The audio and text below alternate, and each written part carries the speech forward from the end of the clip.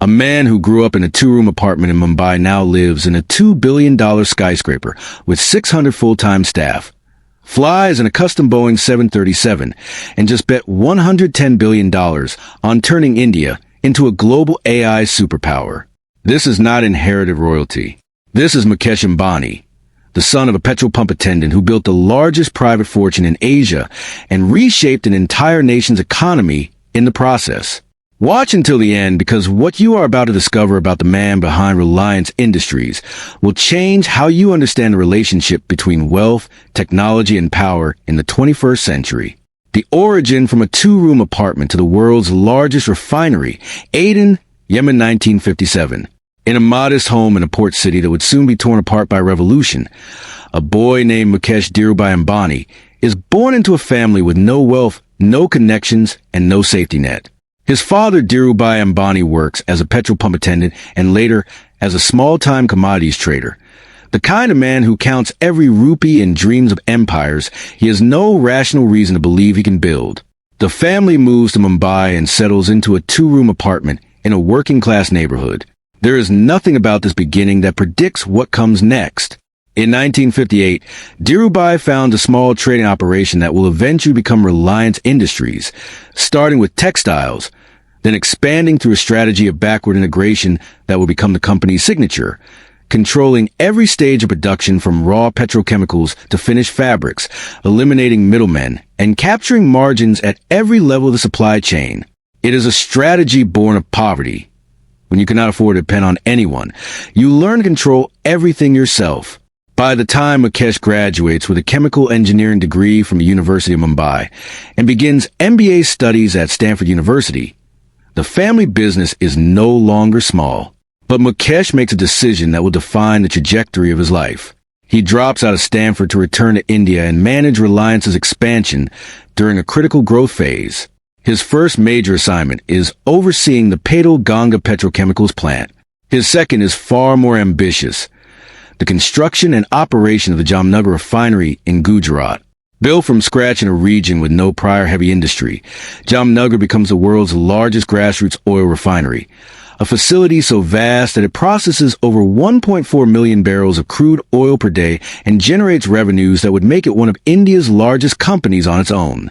The refinery's construction cost exceeded $6 billion, and its expansion over the following decade pushed total investment past $30 billion. Jamnagar is not just a refinery, it is a statement.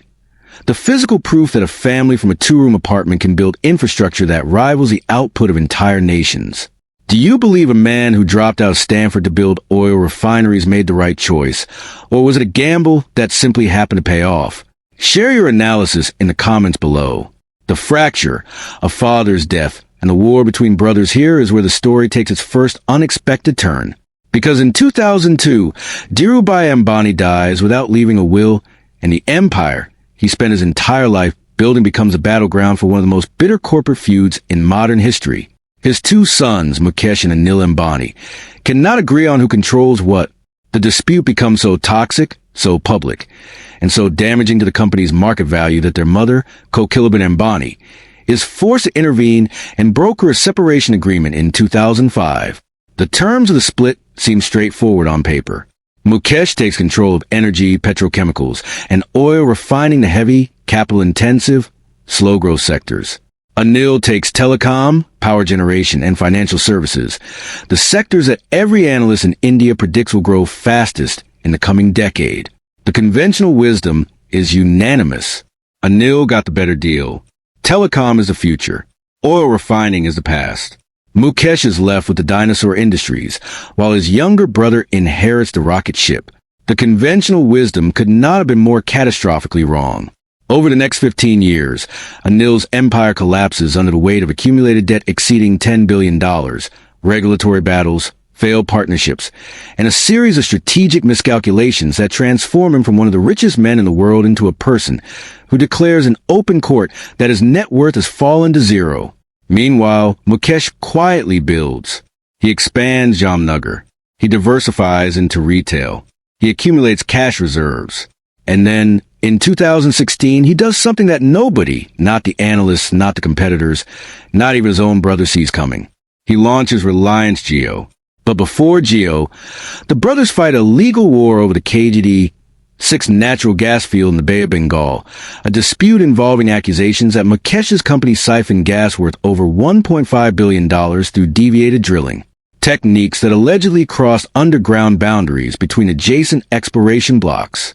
The case reaches the Supreme Court of India, generates years of litigation that cost both sides hundreds of millions in legal fees, and exposes the fractures in one of Asia's most powerful families to the entire world. Government ministers, petroleum regulators, and international arbitrators are all dragged into a family dispute that has implications for India's entire energy policy. The lesson is brutal but clear. In the Ambani universe, family bonds dissolve when billions of dollars are at stake, and the brother who controls the resources always wins. The disruption, how a $30 billion gamble demolished an entire industry. The 5th of September, 2016, Mukesh Ambani walks onto a stage in Mumbai and announces that Reliance Jio, a brand new 4G telecommunications network, will offer free voice calls and data at prices so low that every competitor in India's telecom market will be forced to either match them or die. The investment behind this announcement is staggering. A $30 billion greenfield deployment, one of the largest private investments in the history of global telecommunications. Built from zero subscribers and zero infrastructure to a nationwide 4G network covering over 800 million Indians, the impact is immediate and devastating. Vodafone Idea accumulates debt so massive that it teeters on the edge of bankruptcy. Airtel, India's largest telecom operator, sees its profit margins collapse and is forced into a years-long restructuring. Smaller operators simply vanish, unable to compete with Billionaire, who is willing to lose money on every subscriber for years in order to build market dominance. Critics call it predatory pricing. Regulators investigate. Competitors file legal challenges. But Mukesh frames the disruption differently. He is not destroying an industry. He is democratizing the internet for a nation where 1.4 billion people deserve affordable digital access. By 2026, Jio has amassed over 500 million subscribers, making it one of the largest telecom operators on the planet. The company that analysts said was Mukesh's consolation prize, the oil refining dinosaur, has now conquered the very industry that was supposed to be his brother's kingdom. Jio is not just a telecom company. It is the gateway through which hundreds of millions of Indians access the internet, consume media, make payments, and connect with the digital economy. Mukesh did not just enter telecom. He redefined it. And in doing so, he made himself indispensable to India's digital future. The man who controls how a billion people access the internet does not merely own a company. He owns the infrastructure of modern life. Was Jio a visionary act of digital democratization for 1.4 billion people, or the most sophisticated monopoly play in telecom history? Tell us your perspective below. The Fortress Antilia, the $2 billion home that towers over Mumbai's poverty. And here is where we cross the line between extraordinary wealth and something that exists in a category of its own. Because Antilia Mukesh Ambani's private residence in the heart of Mumbai is not a house. It is not a mansion. It is not even a palace. It is a 27-story vertical city designed exclusively for one family, completed in 2010 at an estimated cost of $1 to $2 billion, making it the most expensive private home ever constructed on Earth. The building rises 570 feet above Altamount Road, one of Mumbai's most exclusive addresses, and encompasses approximately 400,000 square feet of living space.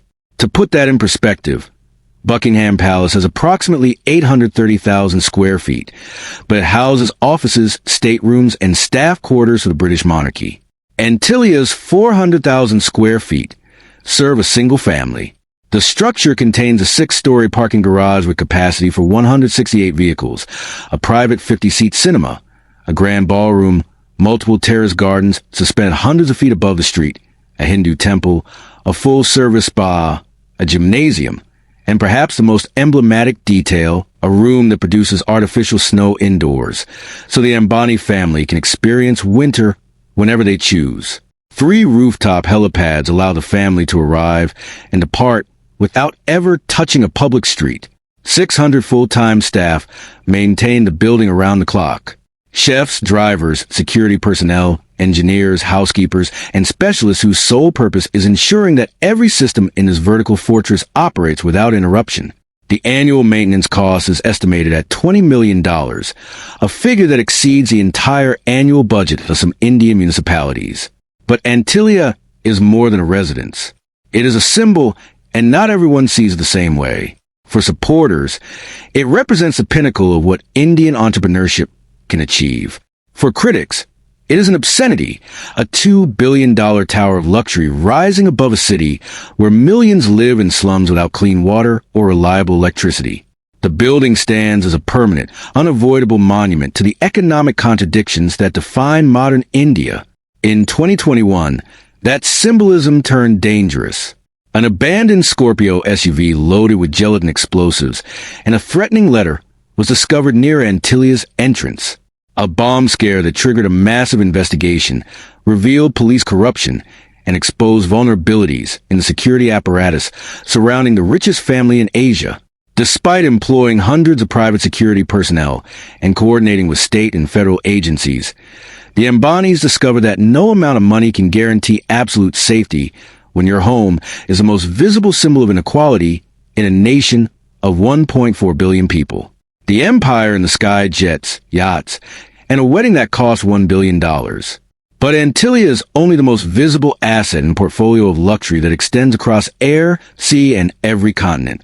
The Ambani family's personal fleet includes a customized Boeing 737 MAX business jet that has been transformed from a commercial aircraft into a private airborne residence with bedrooms, conference rooms, dining areas, and communication systems that allow Mukesh to manage Reliance operations from 35,000 feet.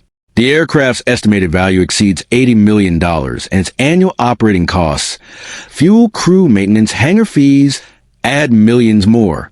Additional jets and helicopters support the family's travel needs, including a helicopter valued at approximately $30 million, equipped with luxury interiors that transform utility aircraft into flying executive suites. Reports of a super yacht described as a floating Antilia have circulated for years, though details remain unconfirmed. What is confirmed is that the Ambani family's transportation infrastructure operates as a self-contained mobility network designed for speed, privacy, security, and the absolute elimination of any dependence on public systems. The fleet requires a dedicated team of pilots, co-pilots, flight engineers, cabin crew, and ground logistics coordinators who operate around the clock to ensure aircraft readiness at any hour. When you control the largest private fortune in Asia, you do not wait in airports. From a petrol pump attendant's son to the richest man in Asia, from a two-room apartment in a working-class Mumbai neighborhood to a $2 billion skyscraper, from oil refining to telecommunications to AI infrastructure, each leap larger and more audacious than the last. What you have seen today is a complete anatomy of how one family built, lost, rebuilt, and now bets everything on the future of the world's most populous nation. The question is no longer whether Mukesh Ambani changed India. The question is whether India can function without him. If this kind of deep analysis into the lives and fortunes of the world's most powerful individuals is valuable to you, hit like and subscribe.